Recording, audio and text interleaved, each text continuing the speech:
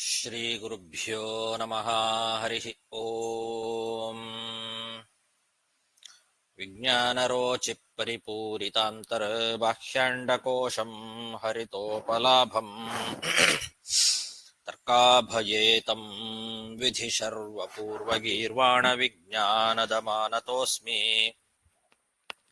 ಪ್ರಥಮೋ ಹನುಮಾನ್ ನಾಮ ದ್ವಿತೀಯೋ ಭೀಮಯೇವ ಚ ಪೂರ್ಣಪ್ರಜ್ಞಸ್ತೃತೀಯಸ್ತು ಭಗವತ್ ಕಾರ್ಯಸಾಧಕಃ.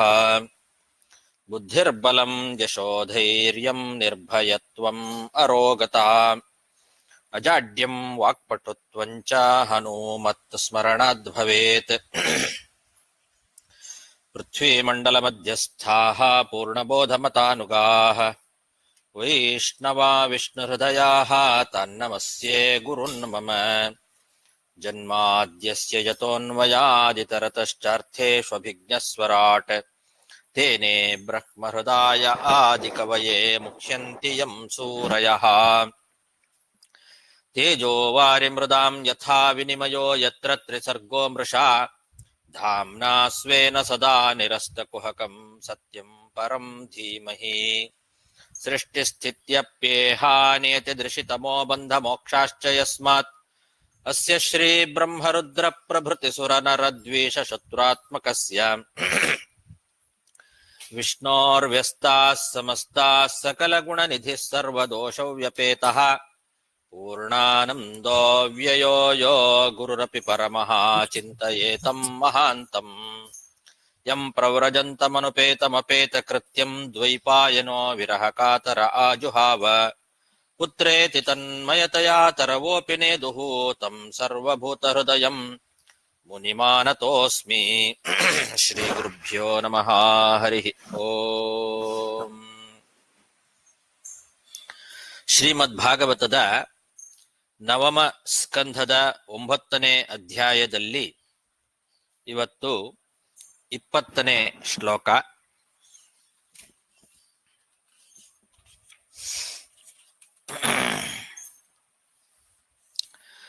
ನೇದಂ ಯಶೋ ರಘುಪತೇರಿಹ ವಿಶ್ವಮೂರ್ತೆಃ ಲೀಲಾತನೋರಧಿ ಕಶಾಂತ ವಿಮುಕ್ತಧಾಮ್ನಃ. ರಕ್ಷೋವಧೋ ಜಲಧಿ ಬಂಧನಮಸ್ತ್ರಪಾಣೇಃ ಕಿಂ ತಸ್ಯ ಶತ್ರುಹನನೆ ಕಪಯಃ ಸಹಾಯಾಃ. ಇದುವರೆಗೆ ಶುಕಾಚಾರ್ಯರು ಪರೀಕ್ಷಿತ್ ರಾಜನಿಗೆ ರಾಮಾಯಣದ ಕಥೆಯನ್ನ ಸಂಕ್ಷೇಪವಾಗಿ ವರ್ಣನೆ ಮಾಡಿದರು. ಅದರಲ್ಲಿ ರಾಮಚಂದ್ರ ಅನೇಕ ರಾಕ್ಷಸರನ್ನೆಲ್ಲ ಸಂಹಾರ ಮಾಡಿರ್ತಕ್ಕಂತಹ ವಿಷಯಗಳನ್ನು ನಾವು ನೋಡಿದ್ವಿ. ರಾವಣ ಮೊದಲಾದಂತಹ ದುಷ್ಟರಾದ ರಾಕ್ಷಸರನ್ನ ಸಂಹಾರ ಮಾಡಲಿಕ್ಕೆ ಸಮುದ್ರದಲ್ಲಿ ಸೇತುವೆಯನ್ನ ಕಟ್ಟಿ ಕಪಿಗಳನ್ನೆಲ್ಲ ಕರ್ಕೊಂಡು ಹೋಗಿ ಆ ಕಪಿಗಳನ್ನ ಸಹಾಯವನ್ನ ತಗೊಂಡು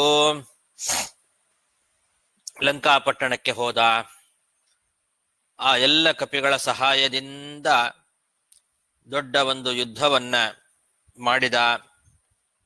ಅದರಿಂದ ಅವನಿಗೆ ಜಯ ಸಿಕ್ತು, ಒಳ್ಳೆ ಯಶಸ್ಸು ಬಂತು ಅಂತ ಈ ರೀತಿ ನಾವು ಕಥೆಗಳನ್ನ ಕೇಳುವಾಗ ಅನಿಸ್ತದೆ. ಅದಕ್ಕೆ ಕೊನೆಯಲ್ಲಿ ಇಲ್ಲಿ ಹೇಳ್ತಾ ಇದ್ದಾರೆ, ರಾಮ ರಾಕ್ಷಸರನ್ನ ಸಂಹಾರ ಮಾಡಿದ್ದಾಗಲಿ ಅಥವಾ ಸಮುದ್ರಕ್ಕೆ ಸೇತುವೆಯನ್ನ ನಿರ್ಮಾಣ ಮಾಡಿದ್ದಾಗಲಿ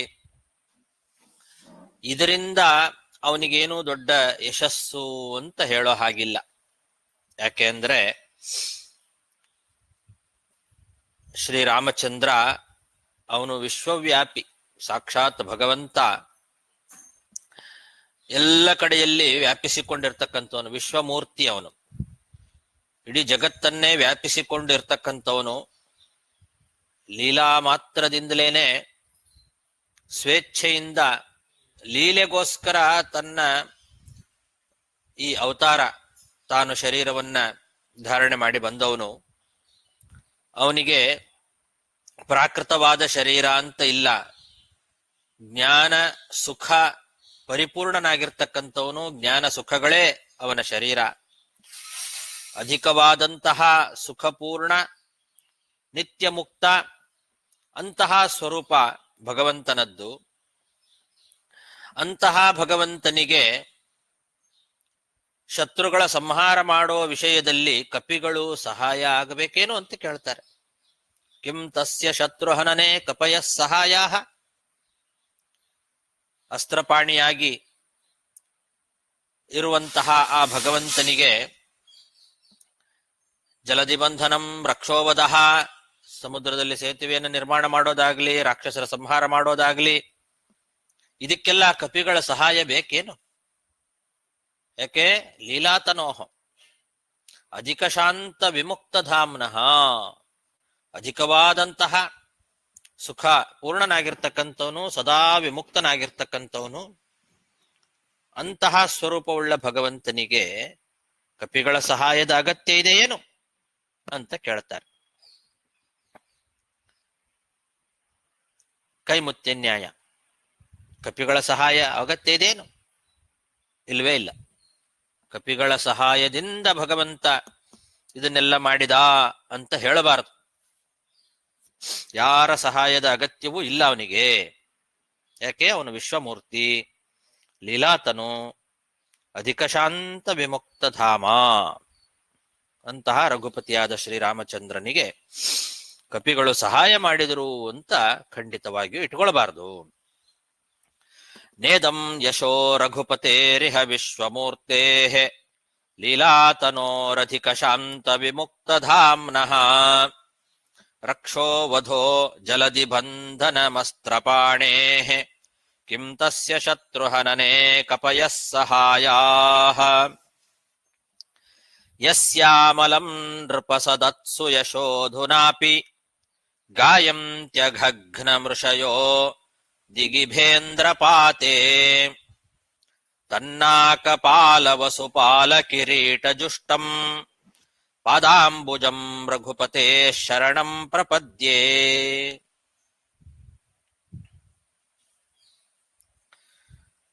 ಶ್ರೀರಾಮಚಂದ್ರನ ಯಶೋಗಾಥೆ ಅದನ್ನ ಇವತ್ತಿಗೂ ಕೂಡ ಎಲ್ಲ ದಿಕ್ಕು ವಿದಿಕ್ಕುಗಳಲ್ಲಿ ಕೊಂಡಾಡ್ತಾ ಇದ್ದಾರೆ. ಅವನ ಯಶಸ್ಸನ್ನ. ಅದು ನಿರ್ಮಲವಾಗಿರ್ತಕ್ಕಂತಹ ಚರಿತ್ರೆ ಭಗವಂತನದ್ದು. ಅದನ್ನ ಋಷಿಮುನಿಗಳು, ನಾವಲ್ಲ, ದೊಡ್ಡ ದೊಡ್ಡ ಋಷಿಮುನಿಗಳೆಲ್ಲರೂ ಕೂಡ ಆ ಭಗವಂತನ ನಿರ್ಮಲವಾದಂತಹ ಯಶಸ್ಸನ್ನ ರಾಜ ಮೊದಲಾದಂತಹ ದೊಡ್ಡ ದೊಡ್ಡ ಸಭೆಗಳಲ್ಲಿ ಗಾನ ಮಾಡ್ತಾರೆ. ದಿಗಿಭೇಂದ್ರ ಪಾತೆ, ದಿಗ್ಗಜಗಳು ಸಂಚಾರ ಮಾಡುವಂತಹ ಎಲ್ಲ ದಿಕ್ಕು ವಿದಿಕ್ಕುಗಳಲ್ಲಿ. ಅಷ್ಟ ದಿಕ್ಪಾಲಕರಿಗೆ 8 ಆನೆಗಳಿದ್ದಾವೆ. ಆ ಎಲ್ಲ ಆನೆಗಳು ದಿಗ್ಗಜಗಳು ಅಂತ ಕರೆಸ್ಕೊಂಡಿದ್ದಾವೆ. ಆ ದಿಗ್ಗಜಗಳು ಸಂಚಾರ ಮಾಡುವಂತಹ ದಿಕ್ಕು ವಿದಿಕ್ಕುಗಳೆಲ್ಲ ಕಡೆಯಲ್ಲಿಯೂ ಕೂಡ. ಮತ್ತು ನೃಪಸದತ್ಸು ಅಂತಂದ್ರೆ ರಾಜರ ಸಭೆ, ದೊಡ್ಡ ದೊಡ್ಡ ರಾಜರ ಸಭೆಗಳಲ್ಲಿ ಋಷಿಮುನಿಗಳು ಇವತ್ತಿಗೂ ಕೂಡ ಆ ನಿರ್ಮಲವಾದ ಪಾಪ ಪರಿಹಾರಕವಾದಂತಹ ಭಗವಂತನ ಯಶಸ್ಸನ್ನ ಗಾನ ಮಾಡ್ತಾ ಇದ್ದಾರೆ. ಅಂತಹ ಶ್ರೀರಾಮಚಂದ್ರ ಅವನು ಎಲ್ಲ ದಿಕ್ಪಾಲಕರಿಂದಲೂ ಕೂಡ ಸೇವೆಯನ್ನ ಸ್ವೀಕಾರ ಮಾಡ್ತಕ್ಕಂಥವನು. ಪಾದಾಂಬುಜಂ, ಆ ಭಗವಂತನ ಪಾದಕಮಲಗಳನ್ನೇ ನಾನು ಕೂಡ ಶರಣಾಗತನಾಗ್ತೇನೆ, ಶರಣಂ ಪ್ರಪದ್ಯೆ. ಅದು ಎಂಥ ಪಾದಕಮಲ! ಕುಬೇರ, ದೇವೇಂದ್ರ ಮೊದಲಾದಂತಹ ಮಹಾ ದೊಡ್ಡ ದೊಡ್ಡ ದೇವತೆಗಳೇನಿದ್ದಾರೆ ಅಂಥವರ ಕಿರೀಟಗಳು ಬಂದು ಆ ಭಗವಂತನ ಪಾದಗಳಲ್ಲಿ ಬಂದು ಬೀಳ್ತಾ ಇದ್ದಾವೆ. ಅವರೆಲ್ಲರೂ ಕೂಡ ಸೇವೆಯನ್ನ ಮಾಡ್ತಾ ಇದ್ದಾರೆ. ಅಂತಹ ಪಾದಕಮಲಗಳು ಭಗವಂತನ ರಘುಪತಿಯಾದಂತಹ ಶ್ರೀರಾಮಚಂದ್ರನ ಪಾದಕಮಲಗಳು. ಅಂತಹ ಪಾದಕಮಲಗಳನ್ನೇ ನಾನು ಕೂಡ ಶರಣಂ ಪ್ರಪದ್ಯೆ ಅಂತಾರೆ.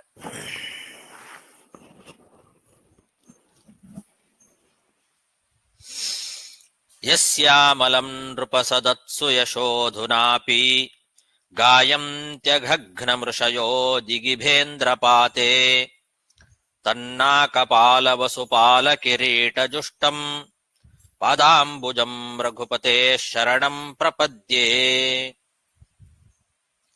ಸಯೈ ಸ್ಪೃಷ್ಟೋಭಿದೃಷ್ಟೋ ವಾ ಸಂವಿತ್ತೋನುಗತೋಪಿ ವಾ ಕೋಸಲಾಸ್ತೇಯಯುಸ್ಥಾನಂ ಯತ್ರ ಗಚ್ಚಂತಿ ಯೋಗಿನಃ.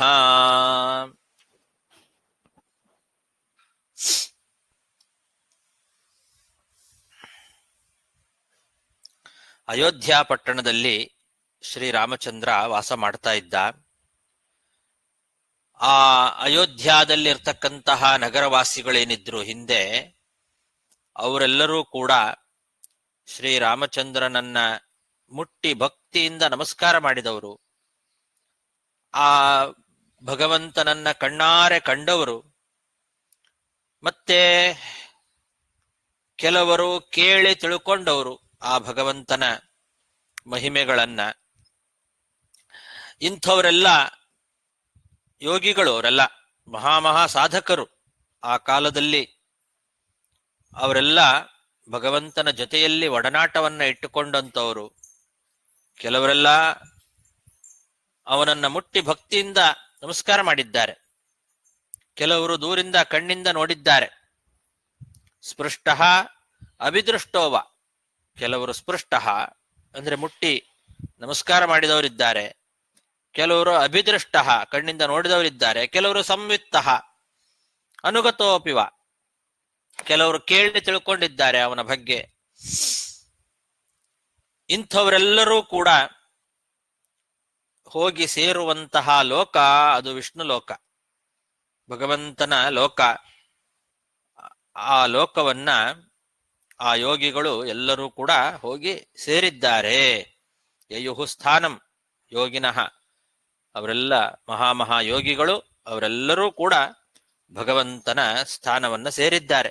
ಯಾರ್ಯಾರು ಭಕ್ತಿಯಿಂದ ಭಗವಂತನನ್ನ ನೋಡಿದ್ದಾರೋ, ಯಾರು ಅವನ ಬಗ್ಗೆ ಚೆನ್ನಾಗಿ ಕೇಳಿ ತಿಳ್ಕೊಂಡಿದ್ದಾರೋ, ಯಾರು ಅವನನ್ನ ಮುಟ್ಟಿ ಭಕ್ತಿಯಿಂದ ಅವನ ಸೇವೆಯನ್ನ ನಮಸ್ಕಾರಾದಿ ಸೇವೆಗಳನ್ನ ಮಾಡಿದ್ದಾರೋ, ಅವರೆಲ್ಲ ಯೋಗಿಗಳು ಕೂಡ ಆ ಉತ್ತಮವಾದ ಭಗವಂತನ ಲೋಕವನ್ನ ಹೋಗಿ ಸೇರಿದ್ದಾರೆ ಅಂತ. ಇದನ್ನ ನಾವು ರಾಮಾಯಣದಲ್ಲಿ ನೋಡ್ತೇವೆ. ಖಗಾಹ ಮೃಗಾಹ ತೃಣಾದಯ ಪಿಪೀಲಿಕಾಶ್ಚ ಗರ್ದಭಾಹ ಯದಾಸುರುತ್ತಮಾಯತೋ ನೃವಾನರಾಸ್ತು ಕಿಂ ಪುನಃ ಅಂತ ಒಂದು ಮಾತಿದೆ. ಪಕ್ಷಿಗಳು, ಮೃಗಗಳು, ಯಾಕೆ ಇರುವೆಗಳು ಕೂಡ ಒಳ್ಳೆ ಉತ್ತಮವಾದ ಗತಿಯನ್ನ ಪಡ್ಕೊಂಡಿದ್ದಾವೆ. ಹೀಗಿರುವಾಗ ಮನುಷ್ಯರು, ವಾನರರ ಬಗ್ಗೆ ಏನು ಹೇಳಬೇಕು? ಅವರೆಲ್ಲರೂ ಕೂಡ ಭಕ್ತಿಯಿಂದ ಭಗವಂತನ ಸೇವೆ ಮಾಡಿ ಭಗವಂತನನ್ನ ಸೇರಿದವರು ಯೋಗಿಗಳು ಅಂತ. ಸಯೈ ಸ್ಪೃಷ್ಟೋಭಿದೃಷ್ಟೋ ವಾ ಸಂವಿತ್ತೋನುಗತೋಪಿ ವಾ ಕೋಸಲಾಸ್ತೇಯಯುಸ್ಥಾನಂ ಯತ್ರ ಗಚ್ಚಂತಿ ಯೋಗಿನಃ. ಪುರುಷೋ ರಾಮಚರಿತಂ ಶ್ರವಣೈರುಪಧಾರಯನ್ ಆನೃಶಂಸ್ಯ ಪರೋ ರಾಜನ್ ಕರ್ಮಬಂಧೈರ್ವಿಮುಚ್ಯತೆ. ಶುಕಾಚಾರ್ಯರು ಪರೀಕ್ಷಿತ್ ರಾಜನಿಗೆ ಹೇಳ್ತಾ ಇದ್ದಾರೆ, ಲೇ ರಾಜನೇ, ರಾಜನ್, ಇಂತಹ ಶ್ರೀರಾಮಚಂದ್ರನ ಚರಿತ್ರೆಯನ್ನ ಭಕ್ತಿಪೂರ್ವಕವಾಗಿ ಮತ್ತೆ ಮತ್ತೆ ಕೇಳಬೇಕು. ಈ ರೀತಿ ಕೇಳಿ ಯಾರು ತಮ್ಮ ಹೃದಯದಲ್ಲಿ ಅದನ್ನ ಧಾರಣೆ ಮಾಡ್ತಾರೋ, ಆ ಭಗವಂತನ ಚರಿತ್ರೆಗಳನ್ನ ತಮ್ಮ ಹೃದಯದಲ್ಲಿ ಧಾರಣೆ ಮಾಡಿ ಭಕ್ತಿಪೂರ್ವಕವಾಗಿ ಯಾರು ಭಗವಂತನ ಚಿಂತನೆಯನ್ನ ಮಾಡ್ತಾರೋ ಅಂಥವರು ಎಷ್ಟೇ ಕೆಟ್ಟ ಕೆಲಸಗಳನ್ನ ಮಾಡಿದವರಾಗಿದ್ರೂ ಕೂಡ ಕರ್ಮಬಂಧದಿಂದ ವಿಮುಕ್ತರಾಗ್ತಾರೆ ಅಂತ ಹೇಳ್ತಾ ಇದ್ದಾರೆ. ಅಕಾರ್ಯಗಳು, ಮಾಡಬಾರದ ಕೆಲಸಗಳನ್ನ ಅನೇಕ ಮಾಡಿರಬಹುದು, ತಿಳಿದೋ ತಿಳಿಯದೆಯೋ ಎಲ್ಲರೂ ಕೂಡ ತಪ್ಪು ಮಾಡೇ ಮಾಡ್ತಾರೆ. ಎಷ್ಟೇ ತಪ್ಪುಗಳನ್ನ ಪ್ರಮಾದದಿಂದ ಮಾಡಿದರೂ ಕೂಡ ಭಗವಂತನ ಈ ರಾಮನ ಉತ್ತಮವಾದ ಚರಿತ್ರೆಯನ್ನ ಭಕ್ತಿಪೂರ್ವಕವಾಗಿ ಮತ್ತೆ ಮತ್ತೆ ಕೇಳಿ ಯಾರು ಹೃದಯದಲ್ಲಿ ಆ ಭಗವಂತನನ್ನ ಧಾರಣೆ ಮಾಡ್ತಾರೋ, ಭಕ್ತಿಯಿಂದ ಗಾನ ಮಾಡ್ತಾರೋ ಅಂಥವರು ಈ ಸಂಸಾರ ಬಂಧನದಿಂದಲೇ ಮುಕ್ತರಾಗ್ತಾರೆ ಅಂತ ಹೇಳ್ತಾ ಇದ್ದಾರೆ. ಆಂಧ್ರಶಂಸ್ಯ ಪರಹ ಅಂತ ಇದೆ. ಆಂಧ್ರಶಂಸ್ಯ ಪರ ಅಂತಂದ್ರೆ ಅನೇಕ ತಪ್ಪುಗಳನ್ನ ಮಾಡಿದವರು ಅಂತ, ಏನು ಮಾಡಬಾರದ ಕೆಲಸಗಳನ್ನ ಮಾಡಿದಂಥವರು ಕೂಡ ಈ ರಾಮ ಚರಿತ್ರೆಯನ್ನ ಕೇಳಿದರೆ ಅವರು ಮುಕ್ತರಾಗ್ತಾರೆ ಅಂತ ಇದೆ. ಅಂದ್ರೆ ರಾಮರಾಜ್ಯದಲ್ಲಿ ಎಲ್ಲ ಪ್ರಜೆಗಳು ಕೂಡ ಅಹಿಂಸಾಪರರಾಗಿದ್ರು. ಆನೃಶಂಸ್ಯ ಅಂತನ್ನೋ ಶಬ್ದಕ್ಕೆ ನೃಶಂಸ, ಅನೃಶಂಸರು ಅಂದ್ರೆ ಅಹಿಂಸಾಪರರು, ಆನೃಶಂಸ್ಯ ಪರರು. ಕೆಲವರು ಪ್ರಮಾದದಿಂದ ಆನೃಶಂಸರು ಅಂದ್ರೆ ಹಿಂಸೆಯನ್ನು ಮಾಡ್ತಕ್ಕಂಥವ್ರು ಇದ್ರು ಅಂತ ಅರ್ಥ. ಬಹಳ ಹಿಂಸೆಯನ್ನ ಮಾಡ್ತಕ್ಕಂಥವ್ರು ಕೆಲವರಿದ್ರು, ಆನೃಶಂಸ್ಯ ಪರರು ಅಂತ ಅನ್ಸ್ಕೊಳ್ತಾರ ಅವರು. ಆದ್ರೆ ಅವರು ಕೂಡ ರಾಮನಾಮ ಜಪ ಮಾಡಿ ಮುಕ್ತರಾಗ್ತಿದ್ರು ಅಂತ ಇಲ್ಲಿ ಶ್ರವಣೈಹಿ ಅನ್ನೋ ಪದದಿಂದ ಗೊತ್ತಾಗ್ತದೆ. ಪುರುಷೋ ರಾಮಚರಿತಂ ಶ್ರವಣೈಹಿ ಉಪಧಾರಯನ್ ಅಂತ ಬಹುವಚನ ಇದೆ. ಶ್ರವಣೈಹಿ ಅನ್ನೋ ಬಹುವಚನದಿಂದ ಶ್ರವಣ ಮಾತ್ರ ಅಲ್ಲ, ಶ್ರವಣಂ ಕೀರ್ತನಂ ವಿಷ್ಣೋಹೋ ಸ್ಮರಣಂ ಪಾದಸೇವನಂ ಅಂತ ಹೀಗೆ ಅವೆಲ್ಲ ಇಟ್ಕೊಳ್ಬೇಕು. ಇದೆಲ್ಲವನ್ನು ಮಾಡೋದ್ರಿಂದ, ಶ್ರವಣ, ಕೀರ್ತನೆ, ಮನನ, ಧ್ಯಾನ, ಜಪ ಮೊದಲಾದವುಗಳನ್ನೆಲ್ಲ ಮಾಡೋದ್ರಿಂದ ಅಂಥವರು ಕೂಡ ಮುಕ್ತರಾಗ್ತಾ ಇದ್ರು. ಯಾಕೆ ಅಂತಂದ್ರೆ ರಾಮ ಅಂತನ್ನೋ ಆ ಒಂದು ಪದಕ್ಕೆ ಅಷ್ಟು ಶಕ್ತಿ ಇದೆ. ಎಷ್ಟೇ ಹಿಂಸಾಪರರಾಗಿದ್ರೂ ಕೂಡ ವಾತಾವರಣ ಪ್ರಭಾವದಿಂದ ಎಲ್ಲರೂ ರಾಮನಾಮ ಜಪ ಮಾಡ್ತಾ ಇದ್ರಂತೆ. ಲೋಕವೇ ರಾಮಮಯವಾಗಿತ್ತು.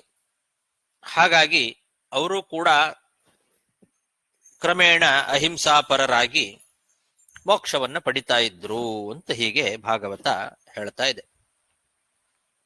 ಇದೇ ಮಾತು ಸ್ಕಂದ ಪುರಾಣದಲ್ಲೂ ಕೂಡ ಬರ್ತದೆ. ಇದಕ್ಕೆ ಸಂವಾದಿಯಾಗಿರ್ತಕ್ಕಂತಹ ಮಾತು, ಅದನ್ನ ಮಧ್ವಾಚಾರ್ಯರು ನಮಗೆ ಸೂಚನೆ ಮಾಡ್ತಾರೆ. ರಾಮೋ ರಾಮೋ ರಾಮ ಇತಿ ಸರ್ವೇಷಾಂ ಅಭವತ್ತದಾ ಸರ್ವೋ ರಾಮಮಯೋ ಲೋಕೋ ಯದಾ ರಾಮಸ್ತ್ವಪಾಲಯತ್ ಇತಿ ಸ್ಕಾಂದೇ. ಇದು ಸ್ಕಂದ ಪುರಾಣದ ವಾಕ್ಯವನ್ನ ಆಚಾರ್ಯರು ಉದಾಹರಿಸುತ್ತಿದ್ದಾರೆ. ರಾಮೋ ರಾಮೋ ರಾಮ ಇತಿ, ರಾಮ ರಾಮ ರಾಮ ಅಂತ ಎಲ್ಲರೂ ಕೂಡ ರಾಮನಾಮ ಜಪವನ್ನ ಮಾಡ್ತಾ ಇದ್ರು. ಎಲ್ಲರ ಬಾಯಲ್ಲಿ, ಎಲ್ಲರ ಕಿವಿಗಳಲ್ಲಿ ಈ ಎರಡಕ್ಷರಗಳ ರಾಮನಾಮ ತುಂಬಿತ್ತಂತೆ. ಅಹಿಂಸಾಪರರು ಅಥವಾ ಪ್ರಮಾದದಿಂದ ಹಿಂಸೆಯನ್ನ ಮಾಡ್ತಕ್ಕಂಥವರು, ಎಲ್ಲಾ ರೀತಿಯಾದ ಪ್ರಜೆಗಳ ಬಾಯಲ್ಲಿಯೂ ಕೂಡ ಸರ್ವೇಶಾಂ ಅಂತ ಹೇಳಿದ್ದಾರೆ. ಎಲ್ಲರ ಬಾಯಲ್ಲಿಯೂ ಕೂಡ ರಾಮ ರಾಮ ರಾಮ, ಈ ಎರಡಕ್ಷರದ ನಾಮ ಎಲ್ಲರ ಬಾಯಲ್ಲಿ ತುಂಬಿತ್ತಂತೆ. ರಾಮ ರಾಜ್ಯವನ್ನು ಆಳುವಾಗ ಲೋಕವೇ ರಾಮಮಯವಾಗಿತ್ತು, ಎಲ್ಲ ಕಡೆಯಲ್ಲಿ ಜನ ರಾಮನನ್ನೇ ಆರಾಧನೆ ಮಾಡ್ತಾ ಇದ್ರು ಅನ್ನೋ ಮಾತನ್ನ ಸ್ಕಂದ ಪುರಾಣ ನಮಗೆ ತಿಳಿಸ್ತಾ ಇದೆ. ಹಾಗಾಗಿ ರಾಮನಾಮ ಅದು ಎಲ್ಲರನ್ನೂ ಕೂಡ ಮೋಕ್ಷಕ್ಕೆ ಕರ್ಕೊಂಡು ಹೋಗ್ತಕ್ಕಂತಹ ನಾಮ. ರಾಮೋ ರಾಮೋ ರಾಮ ಇತಿ ಸರ್ವೇಷಾಂ ಅಭವತ್ ತದಾ ಸರ್ವೋ ರಾಮಮಯೋ ಲೋಕೆ ಯದಾ ರಾಮಸ್ತ್ವಪಾಲಯತ್ ಅಂತ ಈ ಮಾತನ್ನ ಸ್ಕಂದ ಪುರಾಣ ಸ್ಪಷ್ಟವಾಗಿ ಹೇಳ್ತಾ ಇದೆ. ಅಂತಹ ರಾಮನಾಮ ಜಪವನ್ನ ಮಾಡಿ ಎಲ್ಲರೂ ಕೂಡ ಮೋಕ್ಷವನ್ನ ಪಡಿಬಹುದು. ಅದಕ್ಕೆ ರುದ್ರದೇವರು ಕೂಡ ಶ್ರೀರಾಮ ರಾಮ ರಾಮೇತಿ ರಮೇ ರಾಮೇ ಮನೋರಮೆ ಸಹಸ್ರನಾಮ ತತ್ತುಲ್ಯಂ ರಾಮನಾಮ ವರಾನನೆ ಅಂತ ಪಾರ್ವತೀ ದೇವಿಗೆ ಹೇಳಿದ ಮಾತಿದೆ. ಎಲ್ಲರೂ ಕೂಡ ರಾಮನಾಮ ಜಪವನ್ನ ಮಾಡೋದರಿಂದ ಸಂಸಾರ ಭಯದಿಂದ ಮುಕ್ತರಾಗಬಹುದು ಅಂತನ್ನೋದು ಇದರಿಂದ ಗೊತ್ತಾಗ್ತದೆ. ಪುರುಷೋ ರಾಮಚರಿತಂ ಶ್ರವಣೈರುಪಧಾರಯನ್ ಆನೃಶಂಸ್ಯ ಪರೋ ರಾಜನ್ ಕರ್ಮಬಂಧೈರ್ವಿಮುಚ್ಯತೆ. ಕಥಂ ಸ ಭಗವಾನ್ ರಾಮೋ ರಾಜೋವಾಚ ಕಥಂ ಸ ಭಗವಾನ್ ರಾಮೋ ಭ್ರಾತೃಬಂಧುಷ್ವವರ್ತತ ಪ್ರಜಾಸ್ವೌರ ಸವದ್ರಾಮಃ ಕಥಂ ವಾ ರಾಮ ಈಶ್ವರಃ. ಇಷ್ಟು ಹೇಳಿದ ಕೂಡಲೇ ಪರೀಕ್ಷಿತ್ ರಾಜ ಮತ್ತೊಂದು ಪ್ರಶ್ನೆಯನ್ನು ಮಾಡ್ತಾ ಇದ್ದಾನೆ. ಭಗವಂತನಾದಂತಹ ಶ್ರೀರಾಮಚಂದ್ರ ತಾನು ಸೀತಾದೇವಿಯ ಜೊತೆಯಲ್ಲಿ ಹೇಗೆ ನಡ್ಕೊಂಡ ಅನ್ನೋ ಪ್ರಶ್ನೆಯನ್ನ ಕೇಳ್ತಾನೆ ಪರೀಕ್ಷಿತ್ ರಾಜ. ಹಾಗೆ ತನ್ನ ತಮ್ಮಂದಿರ ಜೊತೆಯಲ್ಲಿ ಹೇಗೆ ನಡ್ಕೊಂಡ, ಸೋದರರು ಅವರ ಜೊತೆಯಲ್ಲಿ ಹೇಗೆ ನಡ್ಕೊಂಡ, ಅವರು ಆ ಲಕ್ಷ್ಮಣ ಭರತ ಶತ್ರುಘ್ನ ಅವರೆಲ್ಲ ರಾಮನ ಜೊತೆಯಲ್ಲಿ ಹೇಗೆ ನಡ್ಕೊಂಡ್ರು, ಜೊತೆಗೆ ಪ್ರಜಾಗಳು ಯಾರು ಅಯೋಧ್ಯ ಪಟ್ಟಣದಲ್ಲಿರ್ತಕ್ಕಂಥ ಪ್ರಜೆಗಳು ಅವರು ಎಲ್ಲ ಹೇಗೆ ನಡ್ಕೊಂಡ್ರು, ಅವ್ರ ಜೊತೆಗೆ ರಾಮ ಹೇಗೆ ನಡ್ಕೊಂಡ, ಆ ಪ್ರಜೆಗಳೆಲ್ಲ ರಾಮನನ್ನ ಯಾವ ರೀತಿ ಭಾವನೆಯಿಂದ ನೋಡ್ತಾ ಇದ್ರು, ರಾಮ ಅವರನ್ನ ಹೇಗೆ ನೋಡ್ಕೊಳ್ತಾ ಇದ್ದ, ಇದನ್ನೆಲ್ಲ ಹೇಳ್ರಿ ಅಂತ ಮತ್ತೊಂದು ಸಲ ಪ್ರಶ್ನೆ ಮಾಡ್ತಾನೆ ಪರೀಕ್ಷಿತ್ ರಾಜ. ಕಥಂ ಸ ಭಗವಾನ್ ರಾಮೋ ಭ್ರಾತೃಬಂಧುಷ್ವವರ್ತತ ಪ್ರಜಾಸ್ವೌರಸವದ್ರಾಮಃ ಕಥಂ ವಾ ರಾಮ ಈಶ್ವರಃ. ಮತ್ತೊಂದು ರೀತಿ ಪಾಠ ಇದೆ ಇಲ್ಲಿ.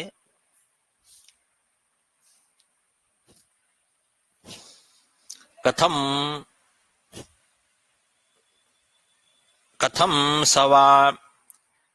ಸ ಭಗವಾನ್ ರಾಮೋ ಭ್ರಾತೃನ್ವಾ ಸ್ವಯಮಾತ್ಮನಃ ತಸ್ಮಿನ್ ವಾ ತೇನ್ವರ್ತಂತ ಪ್ರಜಾ ಪೌರಾಸ್ತ ಈಶ್ವರೇ ಅಂತ ಈ ರೀತಿಯಾಗಿ ಮತ್ತೊಂದು ಪಾಠ ಇದೆ. ಅರ್ಥ ಒಂದೇ ಎರಡಕ್ಕೂ ಕೂಡ, ಏನು ವ್ಯತ್ಯಾಸ ಏನಿಲ್ಲ. ರಾಮ ತನ್ನ ಬಂಧು ಬಾಂಧವರ ಜೊತೆಗೆ ಹೇಗೆ ನಡ್ಕೊಂಡ, ತಾನು ಅವ್ರ ಜೊತೆಗೆ ಹೇಗಿದ್ದ, ಅವರು ಇವನ್ ಜೊತೆಗೆ ಹೇಗಿದ್ರು ಅನ್ನೋದೇ ಅದಕ್ಕೂ ಅದೇ ಅಭಿಪ್ರಾಯ. ತಸ್ಮಿನ್ ವಾತೆ ಅನ್ವರ್ತಂತ ಪ್ರಜಾ ಪೌರಾಸ್ತ ಈಶ್ವರೇ ಅಂದ್ರುನು ಪ್ರಜಾಸ್ವೌರ ಸವದ್ರಾಮಃ ಕಥಂ ವಾ ರಾಮ ಈಶ್ವರಃ ಅಂತನ್ನೋದಕ್ಕೂ ಎರಡಕ್ಕೂ ಒಂದೇ ಅರ್ಥ ಬರ್ತದೆ, ಏನು ವ್ಯತ್ಯಾಸ ಇಲ್ಲ.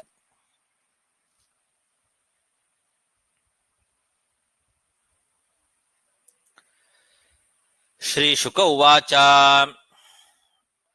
ಅಥಾದಿಶದ್ದಿಗ್ವಿಜಯೇ ಭ್ರಾತೃಂಶ್ಚ ತ್ರಿದಶೇಶ್ವರಃ ಆತ್ಮಾನಂ ದರ್ಶಯನ್ ಸ್ವಾನಾಂ ಪುರೀಮೈಕ್ಷತ ಸಾನುಗಃ.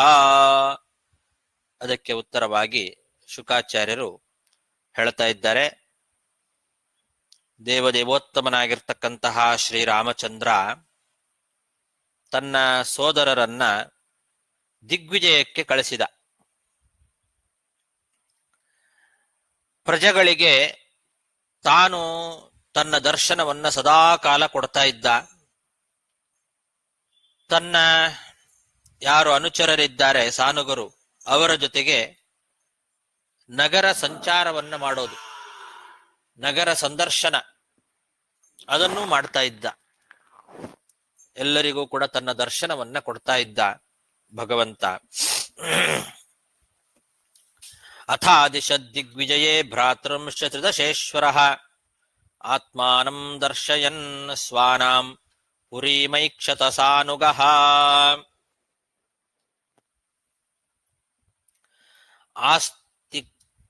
ಆಸಿಕ್ತಮಾರ್ಗಾಂ ಗಂಧೋದೈಃ ಕರಿಣಾಂ ಮದಸೀಕರೈಃ ಸ್ವಾಮಿನಂ ಪ್ರಾಪ್ತಮಾಲೋಕ್ಯ ಮತ್ತಾಂ ವಾ ಸುತರಾಮಿವ.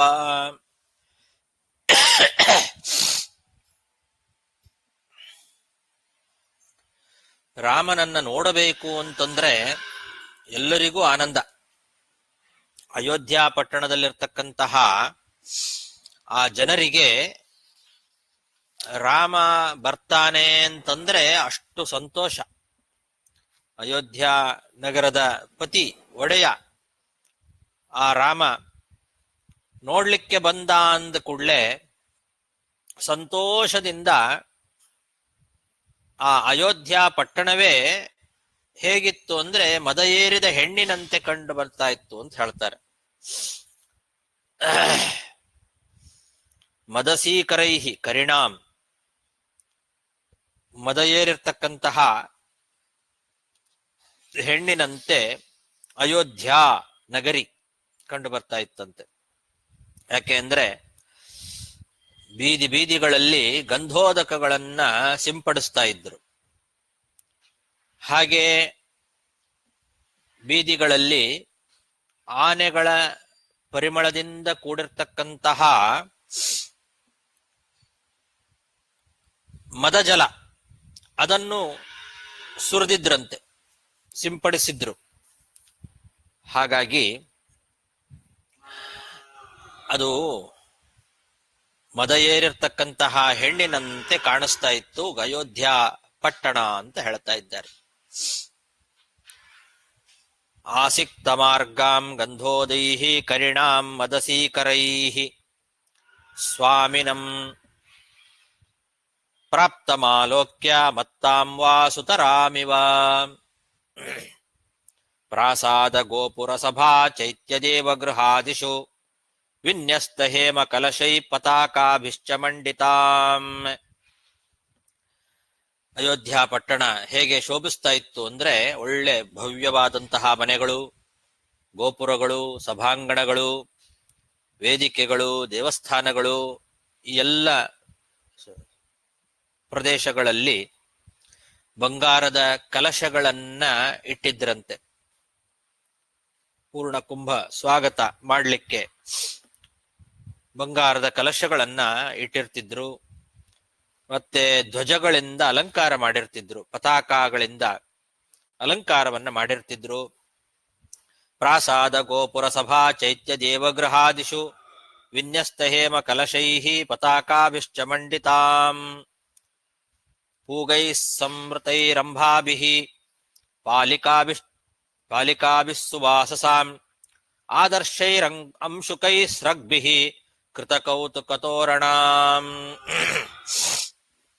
ಅಲಂಕಾರ ಮಾಡಿರ್ತಿದ್ರು. ಹಣ್ಣಿನ ಗೊಂಚಲುಗಳು, ಅದರಿಂದ ಕೂಡಿರ್ತಕ್ಕಂತಹ ಅಡಿಕೆ, ಮತ್ತೆ ಒಳ್ಳೊಳ್ಳೆ ಬಟ್ಟೆಗಳ ಪತಾಕೆಗಳು, ಕನ್ನಡಿ, ವಸ್ತ್ರ, ಹೂಮಾಲೆಗಳು, ಇದರಿಂದ ಮನೆಯನ್ನ ಎಲ್ಲರೂ ಅಲಂಕಾರ ಮಾಡಿರ್ತಿದ್ರಂತೆ. ಮನೆಯ ಹೊರಭಾಗ, ಹೊರಗಿನ ಬಾಗಿಲುಗಳನ್ನೆಲ್ಲ ಚೆನ್ನಾಗಿ ಅಲಂಕಾರ ಮಾಡಿರ್ತಿದ್ರು. ಅವರವರ ಮನೆಗಳ ಮುಂದೆ ಎಲ್ಲರೂ ಕೂಡ ಹಣ್ಣಿನ ಗೊಂಚಲುಗಳನ್ನ ಹಾಕಿ, ಅಡಿಕೆಗಳನ್ನ ಹಾಕಿ, ಒಳ್ಳೊಳ್ಳೆ ಬಟ್ಟೆಗಳಿಂದ ಪತಾಕೆಗಳನ್ನೆಲ್ಲ ನಿರ್ಮಾಣ ಮಾಡಿ ನೋಡ್ಲಿಕ್ಕೆ ಸುಂದರವಾಗಿ ಕಾಣುವಂತೆ ಅಲಂಕಾರ ಮಾಡಿರ್ತಿದ್ರು ರಾಮ ಬರ್ತಾನೆ ಅಂತನ್ನೋ ಸಮಯದಲ್ಲಿ.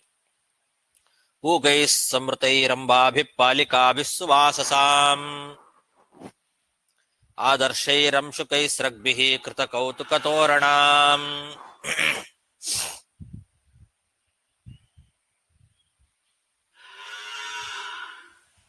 ತಮುಪೇಯುಸ್ತತ್ರ ತತ್ರ ಪೌರಾ ಅರ್ಹಣಪಾಣಯಃ ಆಶಿಷೋ ಯಯುಜುರ್ದೇವ ಪಾಹಿ ಮಾಂ ಪ್ರಾಕ್ತ್ವಯೋಧೃತಾಂ.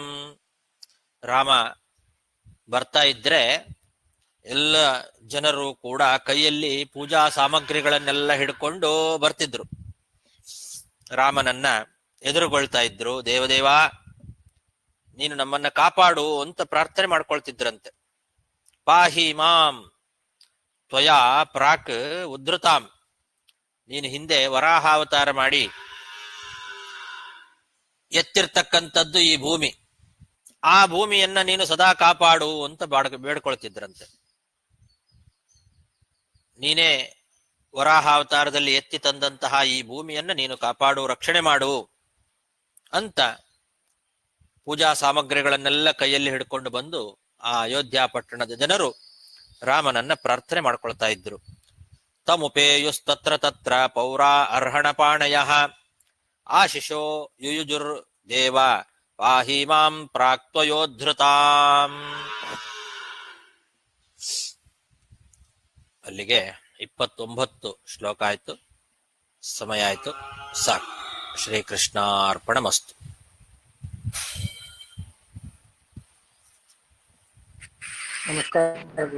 ನಮಸ್ಕಾರ ಗುರುಗಳೇ. ಹರೇ ನಮಃ.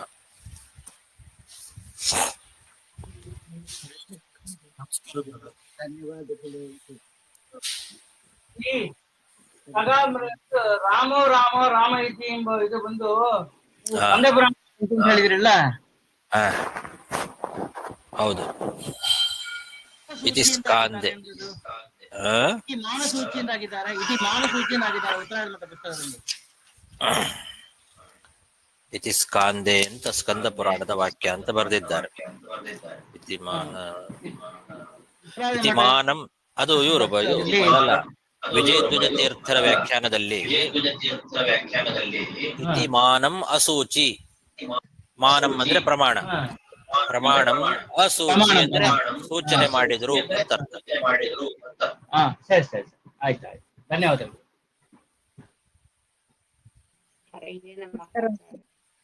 ಹರೇ ನಮಃ, ಹರೇ ನಮಃ.